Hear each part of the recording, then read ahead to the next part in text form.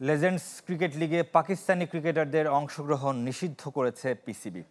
আয়োজকদের বিরুদ্ধে পক্ষপাত দুষ্টের অভিযোগ তুলে এমন বিবৃতি দিয়েছে পিসিবি।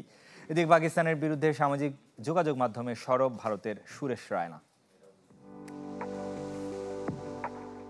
ওয়ার্ল্ড চ্যাম্পিয়নশিপ অব লেজেন্ডসে শিরোপা জিতেছে দক্ষিণ আফ্রিকা, তবে হেরেও আলোচনায় পাকিস্তান।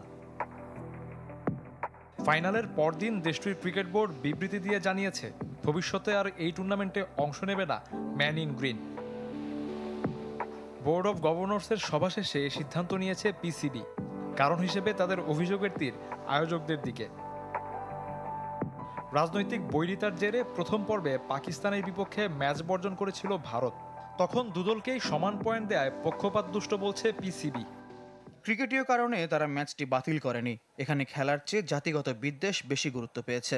আয়োজকদের এমন পক্ষপাত দুষ্ট মানসিকতার কারণে বিশ্ব ক্রীড়াঙ্গনে নেতিবাচক বার্তা পৌঁছেছে। ভবিষ্যতেই আমরা ক্রিকেটারদের এমন টুর্নামেন্টে অংশ নিতে দিতে পারি না যেখানে খেলাধুলাকে ছাপিয়ে গুরুত্ব পায় রাজনীতি আর ছোট করা হয় ক্রীড়াবিদদের।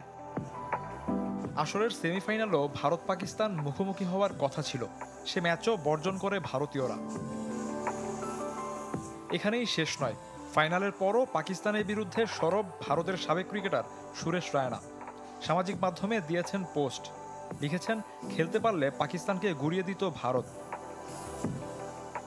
সাবেকদের ক্রিকেটে পাকিস্তান বয়কটের ডাক দিল, এশিয়া কাপে ঠিকই খেলবে ভারত। শফিউদ্দিন শাওন, চ্যানেল 24।